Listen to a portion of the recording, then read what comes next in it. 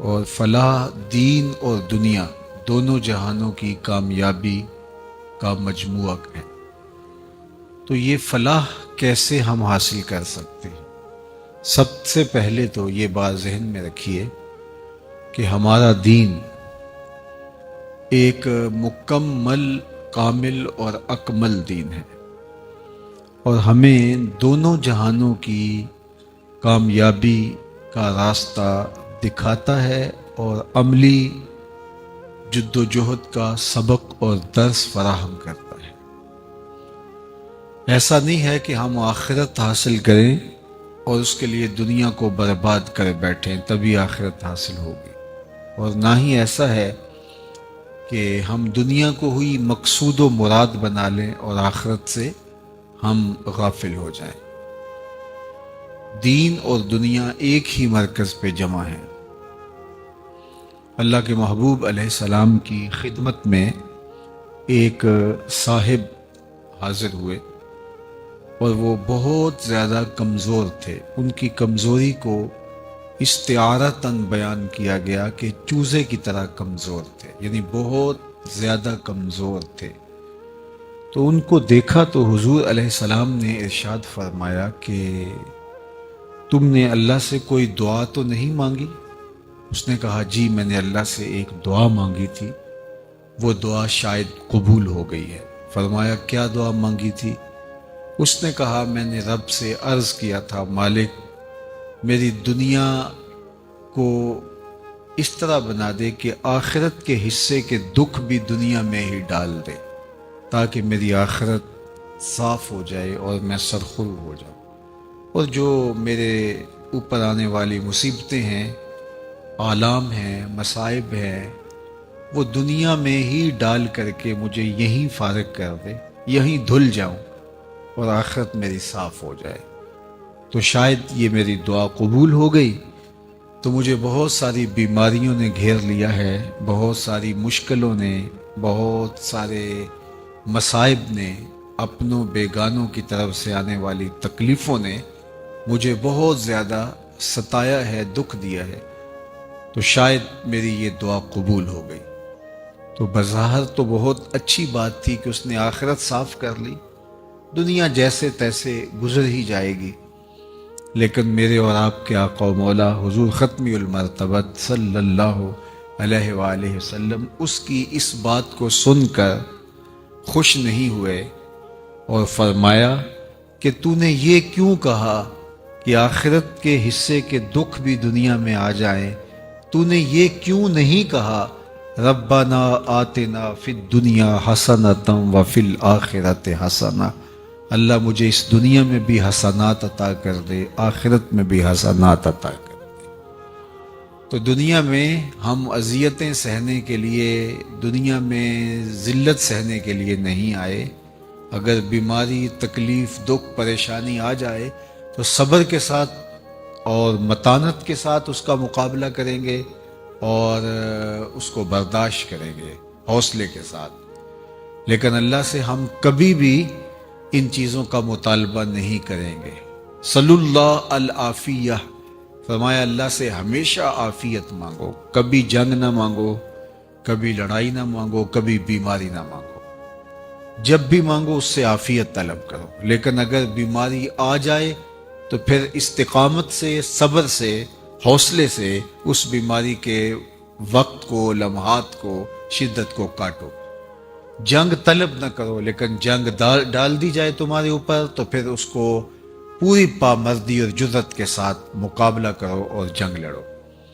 تو ہمیں امن، عافیت طلب کرنے کی ترغیب دی گئی ہے، اپنے آپ کو مشکلوں میں خام خواہ ڈالنے سے ہمیں روکا گیا ہے۔ صلی اللہ العافیہ، اللہ سے ہمیشہ عافیت طلب کرو، رزق حلال مانگو، رزق وسیع مانگو، رزق سہل مانگو، رزق مبارک مانگو، رزق فراواں مانگو، صحت مانگو، عافیت مانگو، امن اور خیریت طلب کرو۔ تو دنیا کے اندر بھی خیریت ہو، آخرت کے اندر بھی خیریت ہو، ان دونوں چیزوں کے مجموعے کو عربی کے اندر فلاح کہا جاتا ہے۔ تو وہ فلاح دارین سے بھی اس کو تعبیر ہم کرتے ہیں کہ دونوں جہانوں کی کامیابی. تو دونوں جہانوں کی کامیابی نصیب کیسے ہوگی؟ تو ایک تو یہ طے ہوا کہ دنیا بری بات نہیں ہے اگر وہ دین کے تابع ہو. رومی علیہ رحمہ نے کہا تھا چیس دنیا از خدا غافل بدن. دنیا ہے کیا؟ خدا سے غافل ہونے کا نام دنیا ہے. اور اگر میں یہاں بیٹھ کر خدا سے غافل ہوں تو یہ دنیا داری کر رہا ہوں. میرا مقصد آپ سے حصول زر ہے. میرا مقصد آپ کے دلوں کو اپنی ذات کی طرف موڑنا ہے. تو پھر میں یہاں بیٹھ کے دنیا داری کر رہا ہوں. اور اگر میں دکان پہ بیٹھا ہوں اور میرا مقصد اپنے آپ کو سوال کی ذلت سے بچانا اور اپنے بچوں کی کفالت اور ضرورت، وہ ذمہ داریاں جو ہیں ان کو پورا کرنا، اور ضرورت سے زائد ہے تو معاشرے کے ان طبقات تک ان وسائل کو پہنچانا جو ان سے محروم ہیں، یہ 3 مقاصد اگر مجھے ملحوظ ہیں اور میں رزق حلال کماتا ہوں، التاجر الصدوق الامین مع النبیین یوم القیامہ، پھر سچا تاجر قیامت کے دن پیغمبروں کے ساتھ اٹھایا جائے گا. تو یہ نیت سے فرق پڑتا ہے. چور اور چوکیدار دونوں رات کو جاگتے ہیں، لیکن نیت کے فرق سے ایک چور کہلاتا ہے، ایک چوکیدار کہلاتا ہے. تو اگر میری نیت یہاں بیٹھ کر کے آپ تک اللہ کے سچے دین کا ابلاغ کرنا، اس نیت کے ساتھ کہ اللہ کی مخلوق ہے اور میرا فریضہ ہے تو میں نے ان تک پہنچانا ہے، تو مجھے اللہ جو درجے دے گا، جو عطا فرمائے گا، تو وہ میرے اللہ کی رحمتیں ہیں. تو میرا یہ دین ہے. لیکن یہی کام اگر میں اس لیے کر رہا ہوں کہ میں آپ کے لوگوں، آپ کے دلوں میں گھر کر جاؤں اور میں آپ سے بہت ساری دولت آپ سے سمیٹ کے لے جاؤں، میرے دل کے کسی گوشے میں بھی مخفی چھپا ہوا یہ لالچ بھی ہوگا، تو یہ میرا کاروبار ہوگا، یہ میرا دین نہیں ہوگا. تو اس لیے دین اور دنیا یہ نیت سے بنتی ہے کہ میری دنیا کیا ہے. دنیا کو بھی دین بنایا جا سکتا ہے اور دین کو بھی دنیا بنایا جا سکتا ہے. تو مومن اللہ سے چاہتا ہے کہ میرے مالک میری زندگی ایسے ہو کہ میرا دین بھی دین رہے اور میری دنیا بھی سراپا دین بن جائے. اور وہ فرمایا ما ودع فی امرہ فیا صدقہ، جو تم لقمہ کما کے بیوی کے منہ میں رکھتے ہو وہ بھی صدقہ لکھا جاتا ہے، وہ بھی تمہارا دین بنتا ہے. حتیٰ کہ تم کھیتی لگاتے ہو، باغ لگاتے ہو، اس پہ پھل آتا ہے، بور آتا ہے، کھیتی آتی ہے، تو اس سے چڑیاں آ کے اپنے حصے کا دانہ چگ جاتی ہیں، تمہارے نامہ اعمال کے اندر وہ صدقہ لکھ دیا جاتا ہے. تم نے پانی کا حوض بنایا کسی ضرورت کے لیے، وہاں کوئی آ کے جانور سیراب ہو گئے، پی گئے، وہ تمہارے کھاتے میں صدقہ لکھ دیا جاتا ہے. تو مومن کی پھر دنیا نہیں ہے، مومن کا پھر دین ہی دین ہے اگر اس کی نیت کا قبلہ ٹھیک ہو جائے. تو ہم اللہ سے عرض گزار ہوتے ہیں مالک ہمیں اس دنیا میں بھی عزت دے، سرخروئی دے. ہم ذلیل ہونے کے لیے نہیں، ہم باوقار زندگی گزارنے کے لیے تیرے سے درخواست کرتے ہیں، اور آخرت میں بہترین عطا فرما دے. تو اس کے لیے اللہ نے جو جامع لفظ استعمال کیا وہ فلاح کا لفظ ہے. سورہ المومنون کا ابتدائیہ دیکھیے، وہاں بھی پورا ایک نصاب ہے 11 آیات کے اندر، قد افلح المؤمنون، وہاں پورا نصاب دیا گیا. اور یہاں بھی اللہ تعالیٰ نے فلاح کا نصاب دیا ہے، لیکن یہاں قدر اختصار کے ساتھ ہے. لہٰذا میں آپ کے سامنے اسی مضمون کو آپ کے سامنے رکھوں گا. قد افلح من تزکا، کامیاب وہ ہوا جس نے اپنے من کو ستھرا کر لیا، جس نے باطن کی ستھرائی کر لی، جس نے اندر کی پاکیزگی کا سامان کر لیا. ظاہر کو تو ہم سوار کے رکھتے ہیں، لیکن باطن کی طرف بھی کوئی جھاڑو لے کر آئیں اور دل کے میل بھی نکال پھینکیں اور اندر کی ستھرائی، عفت، پاکیزگی اور پاک دامنی کا اہتمام کریں. یہ ہمارا رب ہم سے متقاضی ہے، اس بات کا ہم سے میرے رب کا تقاضا ہے کہ ہم اپنے اندر کو ستھرا کر لیں.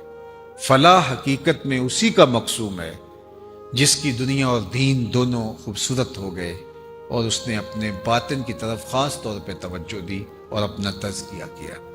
قد افلح من تزکا، کامیاب وہ ہوا جس نے اپنا تزکیہ کیا، جس نے اپنی صفائی کی، جس نے اپنے من کی پاکیزگی کے سامان کیے۔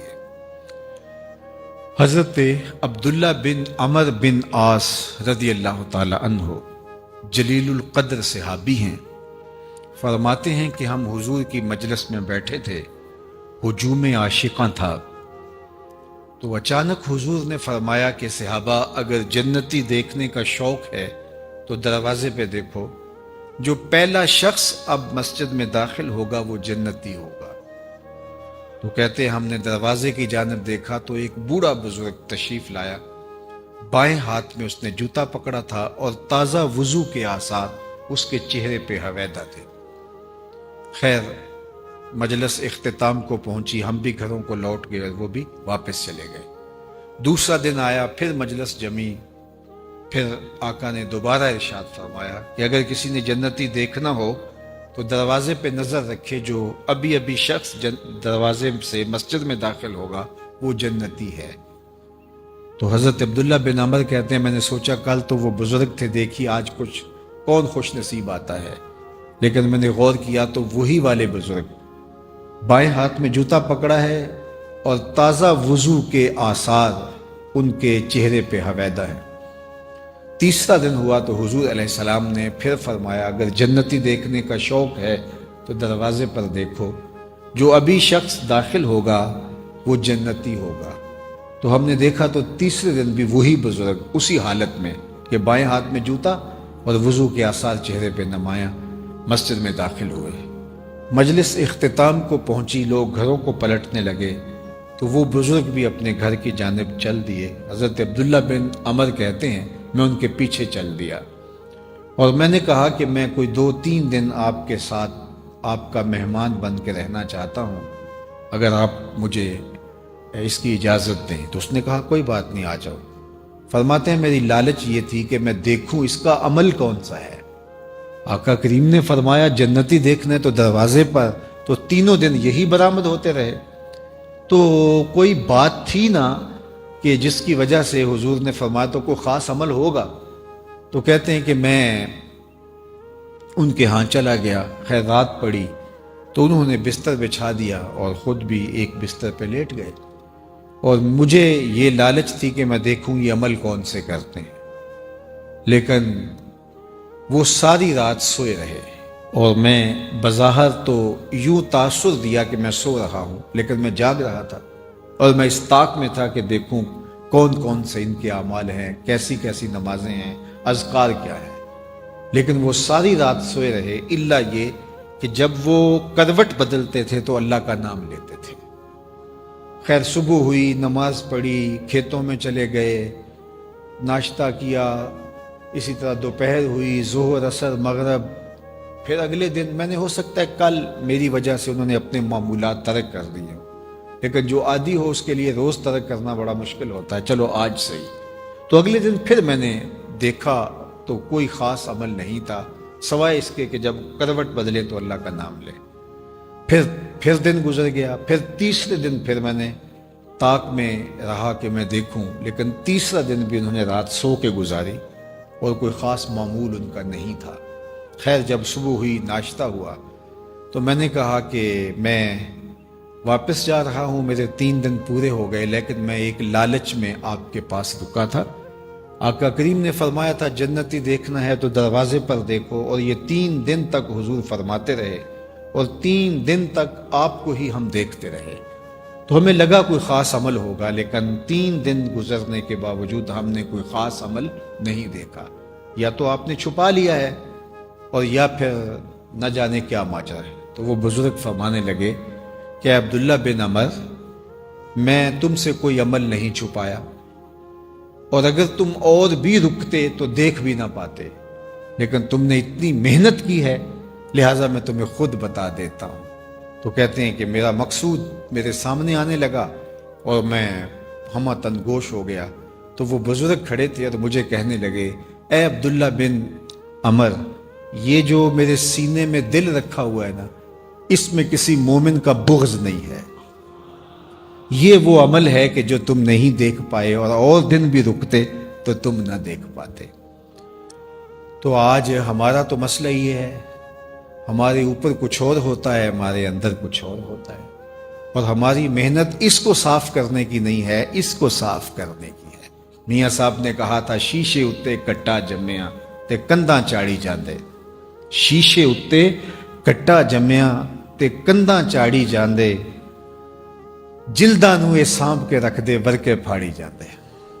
ہمارا سارا زور پیکنگ پہ ہے، لیکن جو اندر ہے اس پہ ہمارا زور نہیں ہے، جس کی وجہ یہ ہے کہ ہم اندر سے بہت کھوکھلے، بہت میلے کچیلے، بہت کمزور، بہت گندے، اور بہت باہر سے بہت ستھرے، ہمارے لباس پر کریز بھی نہیں پڑی ہوتی، کوئی شکن بھی نہیں ہوتی، ہمارے بالوں میں بھی خوبصورت جو ہے وہ آرائش اور زیبائش ہوتی ہے، کپڑے بھی دھلے ہوتے ہیں، خوشبوئیں بھی اعلیٰ اقسام کی ہم استعمال کرتے ہیں۔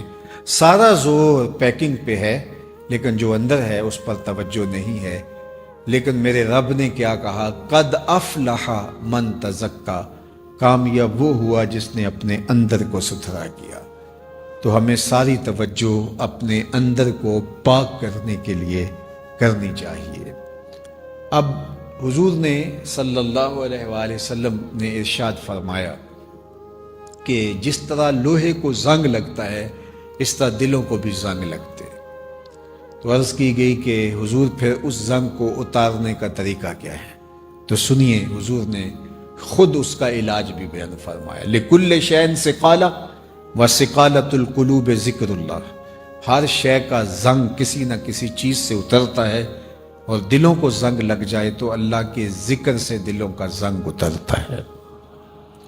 اور اس آیت کریمہ میں بھی اللہ تعالیٰ نے اس زنگ کو اتارنے کا، من کو ستھرا کرنے کا طریقہ یہی بتایا، قد افلح من تزکا وذکر اسم ربہ فصلی، کامیاب وہ ہوا جس نے اپنے من کو ستھرا کیا اور اپنے رب کا نام جپا، اپنے رب کا ذکر کیا اور نماز پڑھی۔ اس کا من ستھرا تبھی ہوگا جب کثرت سے اللہ کا ذکر کیا جائے گا۔ تو چار چیزیں ہیں دلوں کے زنگ کو صاف کرنے کے لیے۔ ایک، کثرت کے ساتھ اللہ کا ذکر۔ دوسرا، حدیث پاک میں قرآن مجید کی تلاوت کا ذکر آتا ہے۔ قرآن مجید کی تلاوت یہ بھی ذکر کی ایک صورت ہے، اس سے دلوں کے زنگ اترتے ہیں۔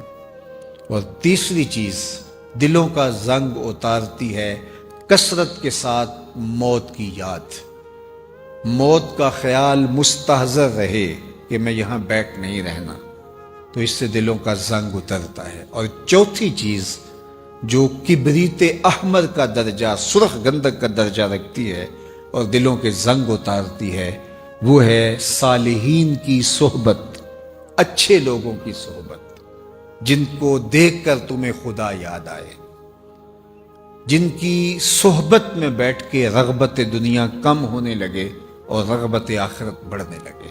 ایسے لوگوں کی صحبت حضرت شیخ احمد مجدد الفسانی علیہ رحمہ فرماتے ہیں کبریت احمر، سرخ گندک کی طرح ہوتی ہے، اور ایسے لوگوں کی صحبت کو غنیمت جاننا چاہیے، اور وہ بھی دلوں کے زنگ اتارتی ہے۔ تو چار چیزیں ضروری ہیں اپنے دلوں کو صاف کرنے کے لیے، کثرت کے ساتھ اللہ کا ذکر کرنا، قرآن مجید کی تلاوت کرنا، صالحین کی صحبت میں بیٹھنا، اور کثرت کے ساتھ موت کو یاد کرنا۔ فرمایا لذتوں کو توڑنے والی کو یاد کیا کرو۔ عرض کی حضور لذتوں کو توڑنے والی کیا ہے؟ قال الموت، فرمایا موت۔ تو موت لذتوں کو توڑتی ہے۔ تو سب سے پہلی چیز جو بیان فرمائی اور قرآن مجید میں تزکیے کے لیے جو نصاب دیا، اس میں وَذَكَرَ اسْمَ رَبِّهِ، اور اپنے رب کے نام کو یاد کیا، اپنے رب کے نام کو جپا، اللہ کا ذکر کیا۔ اب ذکر کا لفظ آپ اور میں سنتے رہتے ہیں، تو ذکر ہے کیا؟ ذکر کسے کہتے ہیں؟ تو اس پر تو ایک تفصیلی گفتگو چاہیے، لیکن میرے خیال کے مطابق ذکر کی سب سے بہترین تشریح حضرت امام ربانی علیہ رحمہ نے کی ہے۔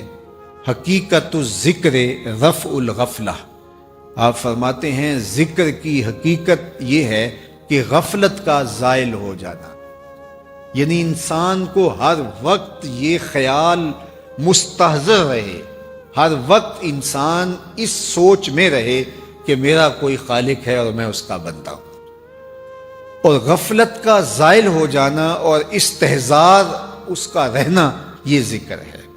تو یہ اگر کسی کو نصیب ہے تو پھر وہ اللہ جل شانہ کے احکام کی پیروی لازمی کرے گا۔ ایسے نہیں ہو سکتا کہ اس کو حکموں کو نظر انداز کرے، جب اس کو یہ خیال مستحضر رہے گا کہ وہ میرا رب ہے اور میں اس کا بندہ ہوں، اور کبھی بھی اس خیال سے، اس سوچ سے، اس فکر سے غافل نہیں ہوگا، اور یہ ہر وقت مستحضر رہنا چاہیے۔ اٹھ دی بیندی ٹر دی پھر دی، ستیاں تے جاگ دی، نام جھپ دی رو تے کھپ دی، ویخ سر اس راگ دی، نام جھپیاں قرب ملدا، نام دی کر پوری سام، شیشی وچ کستوری جے کر پھر ضرورت کاگ دی۔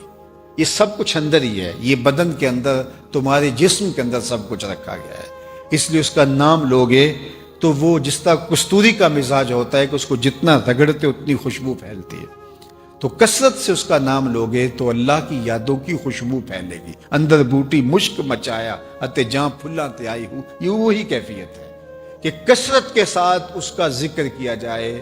فرمایا ذاکر اللہ فی الغافلین کشجرۃ الخضراء فی وسط الحشیم، غافلوں میں اللہ کا ذکر کرنے والا ایسے ہے جس طرح سوکھی سڑی گھاس کے اندر شجر سایہ دار ہوتا ہے، جھاڑیوں کے اندر کانٹے دار جھاڑیوں ہوں اور کوئی سایہ دار درخت ہو تو اس کی جو اہمیت جنگل میں ہوتی ہے، غافلوں میں اللہ کا جو ذاکر ہے، حقیقی معنی میں ذاکر، اس کی کیفیت وہی ہوتی ہے۔ تو اس لیے ہم اگر اپنے باطن کا تزکیہ کرنا چاہتے ہیں، اندر کو صاف کرنا چاہتے ہیں، تو کثرت ذکر کے ساتھ ہم دل کی صفائی کر سکتے ہیں۔ حضرات صوفیہ کہتے ہیں کہ جب کوئی بندہ ایک مرتبہ کہتا ہے اللہ، تو اللہ تعالیٰ اس کی طرف 70 بار نظر رحمت سے دیکھتا ہے، اور جب وہ نظر رحمت سے دیکھتا ہے تو بندے کے کتنے گناہ جل کے راکھ ہو جاتے ہیں۔ تو اس لیے اگر کوئی چاہے کہ میرا دل ستھرا ہو جائے تو وہ کثرت کے ساتھ اپنے رب کا ذکر کرے۔ پھر اس کے بعد فرمایا فصلی، اور نماز پڑھے۔ نماز بھی ذکر کی ایک صورت ہے، اقم الصلاۃ لذکری، فرمایا کہ میری یاد کے لیے نماز پڑھو۔ یاد اللہ کے حضور حاضری ہے نماز، اور استحضار قلب کے ساتھ نماز انسان کے دل کے زنگ کو اتارتی ہے۔ اس لیے جو شخص اللہ جل شانہ کا ذاکر ہوگا وہ کبھی بھی نماز سے غافل نہیں ہو سکتا، کبھی ممکن ہی نہیں ہے کہ اس سے یہ چھوٹ جائے، اس لیے کہ اس کا حکم میرے اللہ نے دیا ہے۔ سالک کو ابتداءً وہ حظ، وہ لطف، وہ کیفیت نصیب نہیں ہوتی، لیکن اس سے کوئی فرق نہیں پڑتا، اللہ کا حکم سمجھ کے جب بندہ ادا کرتا ہے۔ میرے اور آپ کے آقا و مولا نے ہمیں جو حکم دیا وہ یہ تھا، صلو کما رأیتمونی اصلی، صلو کما رأیتمونی اصلی، جس طرح تم مجھے نماز پڑھتے ہوئے دیکھتے ہو ایسے نماز پڑھو۔ یہ نہیں کہا کہ جس طرح میں نماز پڑھتا ہوں ایسے نماز پڑھو، پھر تو مشکل ہو جاتا کہ کون اس طرح نماز پڑھے جس طرح حضور پڑھتے ہیں صلی اللہ علیہ وآلہ وسلم۔ کہا جس طرح تم مجھے پڑھتا ہوا دیکھتے ہو، تم اس کی نقل۔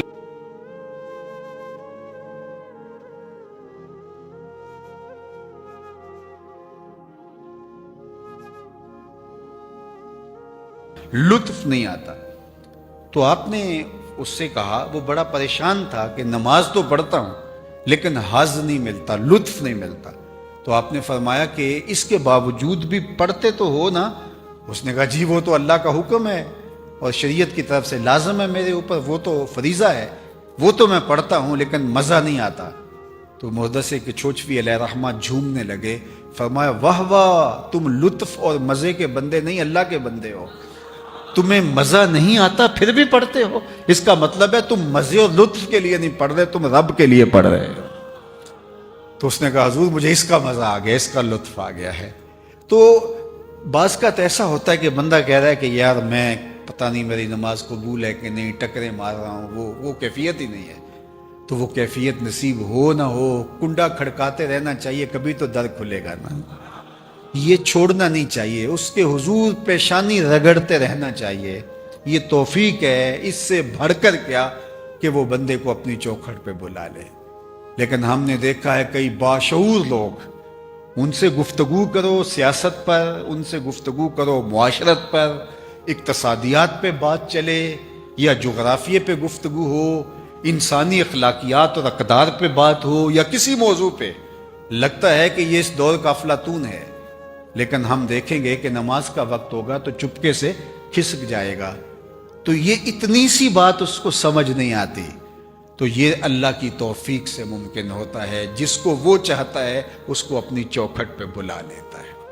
جس زمانے میں بڑی گہما گہمی ہوتی تھی اسٹیشن کے اوپر، تو لاہور اسٹیشن کے سامنے ایک مسجد ہے، تو عصر کی نماز کا وقت تنگ ہو رہا تھا اور کلی نے سامان اٹھایا ہوا تھا بڑا پکا نمازی، تو جب مسجد کے قریب سے گزرنے لگا مکلوڈ روڈ پہ کہیں اس نے جا کے سامان دینا تھا، تو جس کا سامان اٹھایا تھا اسے کہا کہ 2 منٹ لگیں گے اگر تم کہو تو میں نماز پڑھ لوں، وقت تنگ ہو رہا ہے۔ اس نے کہا ٹھیک ہے، سامان رکھا، اب وہ بابا جی اندر نماز پڑھنے لگے۔ نماز تھوڑا جو ہے وہ بڑے سکون سے پڑھتے تھے، تو 4 رکعتیں بڑے سکون سے پڑھی، اور یہ بار بار وہ جہاں جوتے اتارتے ہیں وہاں سے جا کے اندر جھانکتا ہے کہ بابا جی ابھی آئے نہیں ہیں۔ تو خیر بابا جی نے سلام پھیرا، اور اس کے بعد تسبیحات فاطمہ پڑھنے کا بھی ان کا ذوق تھا، تو وہ جلدی جلدی پڑھنے لگ گئے۔ اس کے صبر کا پیمانہ چھلک گیا، کافی دیر سے انتظار کر رہا تھا، تو اب یہ تھوڑا سا اندر کی طرف جھانک کر کے کہتا ہے بابا آ بھی جاتے نو کیڑی شے باہر نہیں آن دیندی۔ تو بابے نے پیچھے پلٹ کے دیکھا تو وہی صاحب تھے، کہا پتر جڑی شے تینوں اندر نہیں آن دیندی۔ تو یہ اس کی توفیق ہو تو سجدے کی توفیق ملتی ہے، ورنہ ہم نے دیکھا ہے جنازوں کے موقع پر مسجد کے قریب سے جنازہ اٹھ رہا ہوتا ہے، اور ظہر کے فوراً بعد جنازہ ہے اور وہاں سے قبرستان لے جانا ہوتا ہے، اور کچھ لوگوں نے وضو بھی رکھا ہوا ہوتا ہے، لیکن اس کے باوجود بھی اندر باہر ٹہل رہے ہوتے ہیں، اندر نماز کی فرض عین پڑھنے کی توفیق نہیں ہوتی اور فرض کفایہ پڑھنے آئے ہیں۔ تو اس کا مطلب کیا ہے؟ اللہ توفیق ہی نہیں دیتا۔ میرے والد گرامی سے کسی نے کہا حضور میں نماز پڑھنا چاہتا ہوں، صبح جاگ نہیں آتی۔ فرمانے لگے ارادہ پکا ہو تو نیند نہیں آتی، تم کہتے ہو جاگ نہیں آتی۔ صبح سبزی منڈی جانا ہو تو جاگ آ جاتی ہے۔ فرمایا کرتے تھے کچہریوں میں تاریخ ہو تو جاگ آ جاتی ہے، نماز کے لیے جاگ نہیں آتی۔ تو یہ ہمارے اندر کی کمزوریاں ہیں، ورنہ ایسا ہو نہیں سکتا کہ مالک کے حضور سجدہ ریزی سے انسان رک پائے۔ تو قد افلح من تزکا وذکر اسم ربہ فصلی بل تؤثرون الحیات الدنیا۔ تیسری بات اللہ جل شانہ نے ارشاد فرمائی، جو انسانی عمومی رویہ اور انسانی نفسیات ہیں اس کو بیان فرمایا کہ بل تؤثرون الحیات الدنیا والآخرۃ خیر وابقی۔ تم عموماً جو رویہ ہے تمہارا، تم جیتی دنیا، نقد دنیا کے پیچھے ہی دوڑتے ہو اور اس کو ہی ترجیح دیتے ہو۔ یعنی تمہارا ظاہری رویہ یہ ہے، چونکہ دنیا نقد کا سودا ہے اور آخرت ادھار ہے۔ شیطان کہتا ہے اب چوری کر اب مال ملے گا، اب بدکاری کر اب لطف آئے گا۔ اللہ نے وعدے ہمیں آخرت کے لیے، بہت ساری چیزوں کے وعدے آخرت میں دیے۔ غور و فکر کرنے والوں کے لیے کافی ہے، دنیا میں بھی اللہ تعالیٰ جل شانہ کی کرم نوازیوں کا می برستا ہے، لیکن خیر بہت سارے امور ہیں کہ اللہ تعالیٰ نے اس کا سودا ادھار پہ رکھا ہوا ہے، اور دنیا کے اوپر شیطان کہتا ہے یہ نقد سودا ہے۔ تو انسان اس جیتی دنیا کے نقد سودے کی طرف بھاگ پڑتا ہے، یہ اس کی نفسیاتی کمزوری ہے۔ تو فرمایا بل تؤثرون الحیات الدنیا، تم دنیا، جیتی دنیا کو ترجیح دیتے ہو، والآخرۃ خیر وابقی، حالانکہ آخرت بہتر بھی ہے اور دائمی بھی۔ اب 2 چیزیں یہاں بیان فرمائیں، اور میری گفتگو ان 2 چیزوں کو بیان کرنے کے بعد اپنے اختتام کی طرف بڑھ جائے گی، تو اس پر میں آپ کی توجہ چاہوں گا۔ فرمایا کہ تم جیتی دنیا کے پیچھے بھاگتے ہو، سویر سے لے کر شام تک، شام سے لے کر سویر تک۔ اپنی زندگی کی تگ و تاز دیکھ لو، کس طرح انسان سویر سے لے کر شام تک بھاگتا ہے، کتنی محنت کرتا ہے۔ کہتا تو یہ ہے کہ میں 2 وقت کی روٹی کے لیے بھاگ رہا ہوں، تو 2 وقت کی روٹی کے لیے اتنا تردد نہیں کرنا پڑتا، اور بہت سارے تقاضے ہیں ہمارے نفس کے، جن کو پورا کرنے کے لیے ہم نے اپنے آپ کو جو ہے وہ کولو کے بیل کی طرح جوت دیا ہے، حالات کے جو ہے وہ رحم و کرم پہ چھوڑ دیا ہے۔ اور جو آخرت ہے وہ کیا ہے؟ فرمایا والآخرۃ خیر و ابقا، دو لفظ بیان کیے، خیر اور ابقا۔ آخرت دنیا سے بہتر بھی ہے اور نہ ختم ہونے والی بھی ہے۔ اب امام فخر الدین رازی علیہ رحمہ تفسیر کبیر میں اسی آیت کریمہ کے تحت بڑی خوبصورت بات لکھی۔ آپ فرماتے ہیں دنیا کے ہیرے بھی ہوں اور آخرت کی ٹھیکریاں بھی ہوں تو وہ زیادہ قیمتی ہے۔ کیوں؟ اس لیے کہ وہ دائمی ہے، کیونکہ یہ یہاں رہ جانے والی۔ ایک شخص کی جیب میں 1 کروڑ روپیہ ڈال دیا جائے لیکن وہ اس کا نہ ہو، اور ایک شخص کی جیب کے اندر جو ہے وہ چند روپے ہوں لیکن اس کے ہوں، تو اس کا تو پھر وہی ہوا، اس کے لیے تو قیمتی وہی ہوا ہے جو اس کا ہے۔ یہ سب کچھ ترکہ بن جائے گا۔ ابھی سانس جو ہے وہ نکلی اور ابھی سب کچھ ترکہ بن گیا، اور جن کے لیے اتنا کچھ کیا تھا وہ تو غسل دینے کے روادار بھی نہیں ہوتے۔ میاں صاحب بولے جاندی واری ڈرونا بنیو تے ہاتھ نہ لاندے ڈر دے، جنہ لئی تو پاپ کمائے اج کتھے نہیں تیرے کر دے۔ وہ تو غسل دینے کے لیے بھی آمادہ نہیں ہوتے، ان کو تو خوف آنے لگ جاتا ہے، ان کو تو وحشت سی ہونے لگ جاتی ہے۔ تو یہ دنیا، یہ جیتی دنیا جس کے پیچھے انسان دوڑتا ہے، تو حضرت امام فخر الدین رازی علیہ رحمہ فرماتے ہیں کہ اس کے ہیرے اور موتی بھی ہوں اور وہاں ٹھیکریاں بھی ہوں اور وہ بھی قیمتی۔ اور میں آپ کے سامنے اس کی ایک مثال رکھنا چاہتا ہوں جو اللہ کے محبوب نے بیان فرمائی۔ وہ کیا؟ اللہ کے محبوب نے ارشاد فرمایا کہ جنت میں، یہ جنت کی پراپرٹی ویلیو ہے جو اللہ کے محبوب نے بیان فرمائی۔ میں تو اس شعبے کا شخص نہیں ہوں، لیکن جو اس شعبے سے وابستہ ان سے پوچھئے کہ باہر دور دیہاتوں میں کوئی 2-4 ایکڑ فروخت کریں تو آپ کے شہر اسلام آباد کے اندر کوئی 1 یا 2 کنال کا پلاٹ آتا ہوگا اس کے مقابلے کے اندر، اور وہ بھی وہاں سے فروخت کر کے کسی کمرشل جگہ پہ اس کو خریدے تو ہو سکتا ہے کہ وہ مرلوں میں سمٹ جائے۔ اور اگر آپ حرم کے آس پاس لینا چاہیں، سب سے قیمتی جگہ وہ ہیں، تو وہاں ہو سکتا ہے فٹوں میں ملیں آپ کو۔ تو جگہ جگہ کی پراپرٹی ویلیو ہے۔ دیہات کے اندر اتنے پیسوں کے اندر کتنے مربع آ گئے، شہر میں چند کنالیں آئیں اور حرم کے آس پاس چند فٹ آئے۔ اب جنت کی پراپرٹی ویلیو کیا ہے؟ یہ تو وہی بیان کرے گا جو جنت کو جانتا ہے۔ تو اللہ کے محبوب نے جنت کی پراپرٹی ویلیو بیان کی، سنیے۔ فرمایا جس کو جنت میں ایک کوڑا رکھنے کی جگہ مل گئی، ایک ڈنڈے جتنی جگہ، ایک کوڑے کی جتنی رسی ہوتی ہے، صرف اتنی جگہ جس کو جنت میں مل گئی، دنیا و ما فیہا سے وہ جگہ زیادہ قیمتی۔ یہ پراپرٹی ویلیو اللہ کے محبوب نے بیان فرمائی۔ کوڑے جتنی جگہ اگر کسی کو مل گئی جنت میں، دنیا و ما فیہا، دنیا 7 بر اعظموں پہ پھیلی ہوئی دنیا کے اندر لوگوں کے پاس ذاتی سرمائے، مالیاتی اداروں کے پاس مال، پہاڑوں کی کوکھ میں چھپے ہوئے خزانے، صحراؤں میں، پہاڑوں میں، دریاؤں میں، سمندروں کی تہوں میں چھپے ہوئے قیمتی موتی، اس کائنات کے اندر جو کچھ ہے سب کی قیمت لگائی لی جائے، اور جنت میں ایک ڈنڈا رکھنے کی جگہ، ایک کوڑا رکھنے کی جگہ، کیا اس کو خرید پائیں گے اتنی قیمت سے؟ میرے حضور نے فرمایا یہ اس سے بھی قیمتی ہے، دنیا و ما فیہا سے زیادہ قیمتی ہے۔ اللہ اکبر، یہ صحاح کی روایت ہے۔ اور جنت میں سب سے کم جگہ کس کے پاس ہوگی؟ ذرا دیکھیے، یہاں کسی کے پاس بہت کم جگہ ہوگی تو وہ 3 مرلے کا پلاٹ ہوگا، کسی کے پاس 10 مرلے کا پلاٹ ہوگا، ہو سکتا ہے کوئی اس سے بھی کم جگہ کا مالک ہو۔ لیکن جنت میں سب سے کم پراپرٹی کس کی ہوگی؟ صحیح بخاری اٹھائیے، جنت میں اس شخص کا ذکر کیا گیا جس کے پاس سب سے کم پراپرٹی ہے، اور وہ کون شخص ہے؟ جو سب سے آخر میں جنت میں جائے گا، جہنم کے رگڑے سہ کے سب سے آخر میں جہنم سے نکالا جائے گا اور سب سے آخر میں جنت میں جائے گا۔ ایک روایت میں فرمایا کہ میں اس کا نام بھی جانتا ہوں، لیکن سند کے اعتبار سے اس حدیث کو علماء نے کہا کہ ضعیف ہے، لہذا میں اس کو ذکر نہیں کر رہا، لیکن جو روایت میں آپ کے سامنے رکھا ہوں یہ صحیح بخاری کی ہے۔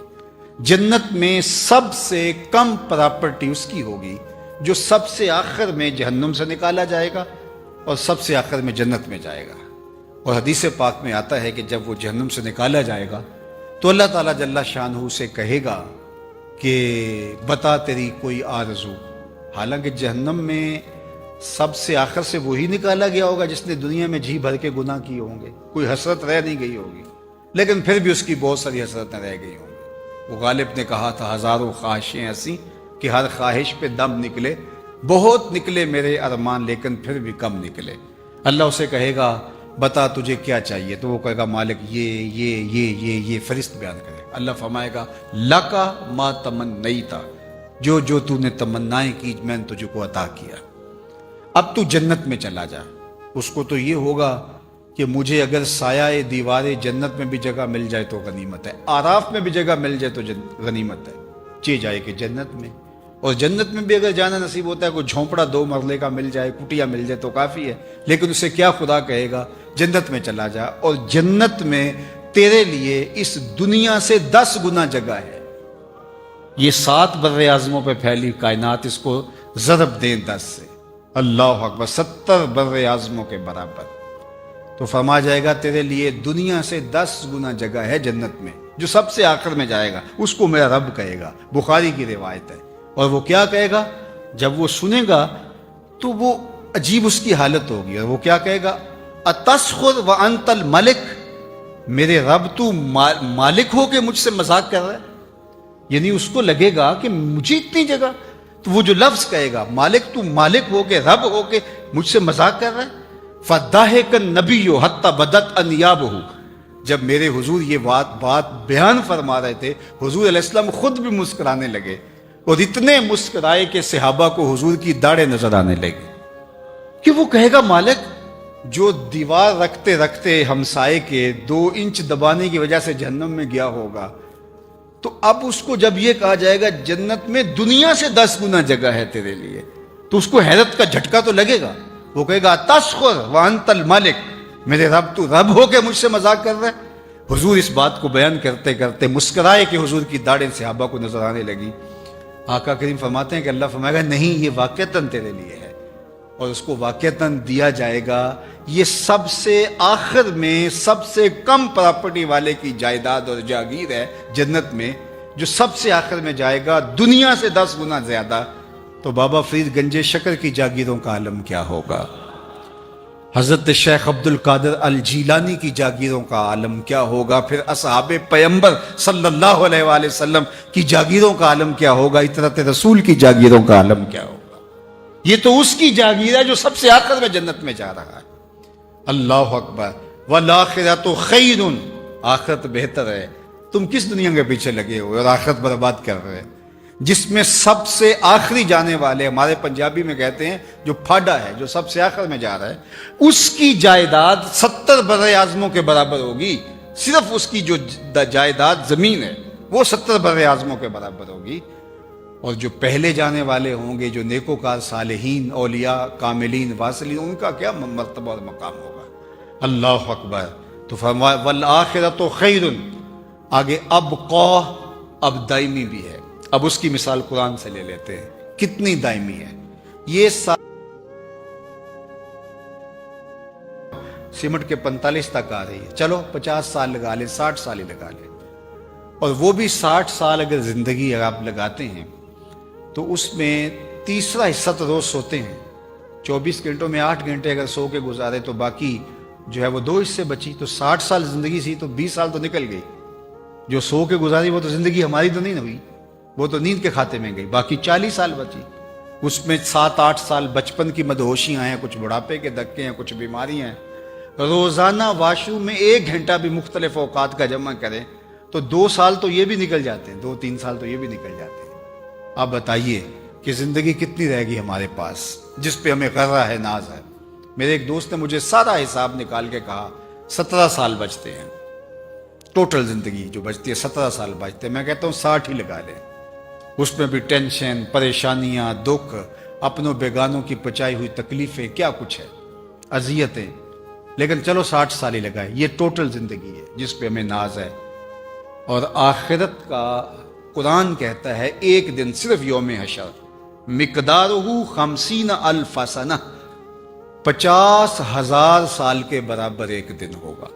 50 سال کا نہیں، 100 سال کا نہیں، 50,000 سال کا ایک دن۔ اور یہ ساری زندگی 50 سال کی اور 60 سال کی۔ ذرا اس زندگی کے مقابلے میں زندگی کو رکھیں، اس کے پلے رہتا کیا ہے۔ اور پھر یہاں تو 100 سال بھی جئیں تو آخر موت ہے۔ وہاں پھر جنتیوں کو جنت میں جا کے حدیث پاک میں آتا ہے ایک ہی خدشہ ہوگا کہیں موت نہ آ جائے، اور جہنمیوں کو ایک ہی موہوم سی امید ہوگی کہیں موت آئے، قصہ تمام ہو، بات ختم ہو، کہانی سمٹ جائے اور جان چھوٹ جائے۔ مینڈے کی شکل میں میدان حشر میں موت کو لایا جائے گا، جنتی جنت سے اور جہنمی لمبی لمبی گردنیں نکال کے جہنم سے دیکھ رہے ہوں گے، اور پھر موت کو ذبح کر دیا جائے گا۔ حدیث پاک میں آتا ہے اگر موت کو موت نہ آئی ہوتی تو جنتی خوشی سے مر جاتے، انہیں اتنی خوشی ہوگی، اور موت کو موت نہ آئی ہوتی تو جہنمی صدمے سے مر جاتے، ان کو اتنا دکھ ہوگا، پھر نہ ختم ہونے والی زندگی۔ اب تو گھبرا کے یہ کہتے ہیں کہ مر جائیں گے، مر کے بھی چین نہ پایا تو کدھر جائیں گے۔ وہ نہ ختم ہونے والی زندگی، 50,000 سال کا ایک دن، پھر اس کے بعد جو زندگی شروع ہوگی چاہے جہنم والی ہوگی چاہے جنت والی ہوگی، پھر اس کا نقطہ انجام ہی نہیں ہے، وہ کبھی ختم ہی نہیں ہوگی۔ اللہ اکبر۔ عبدالآباد جنتیوں کا جو کھٹکا تھا وہ بھی ختم ہو گیا، ان کی موہوم امید بھی جہنمیوں کی ختم ہو گئی۔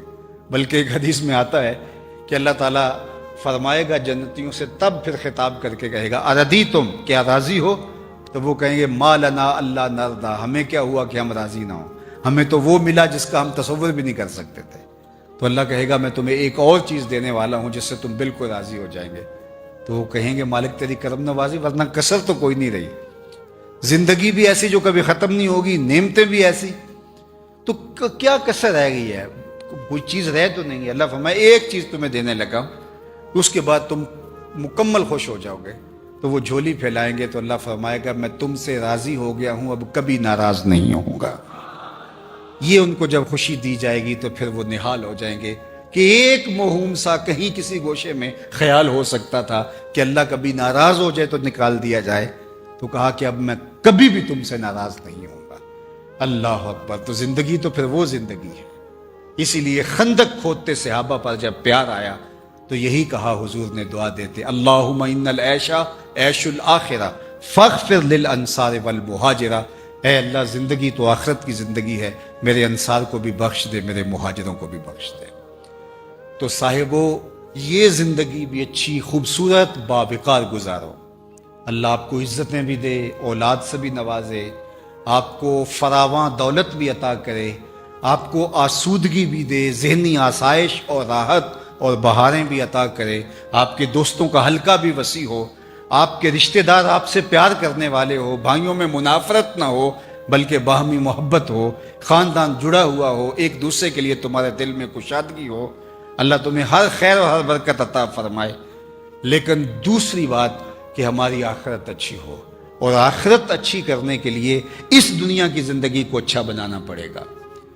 جنت تب بنے گی اگر اس دنیا کو لوگوں کے لیے جنت بنائیں گے، جہاں گناہ ہو رہا ہو، بدکاری ہو رہی ہو، برائی ہو رہی ہو، غیبت کا بازار گرم ہو، تم جا کے بیٹھے تو لوگ تم سے مسائل پوچھنے لگے، کوئی اچھی بات شروع ہو گئی، تم تالا بن گئے شر کا اور خیر کی چابی بن گئے، جہاں تم گئے وہاں خیر پھوٹنے لگی، وہاں اچھائیاں پھوٹنے لگی۔ تو اپنے وجود کو نافع بنائیں اللہ کی مخلوق کے لیے، اللہ کی مخلوق کے لیے اپنے آپ کو نرم کریں، اپنے آپ کو گداز کریں۔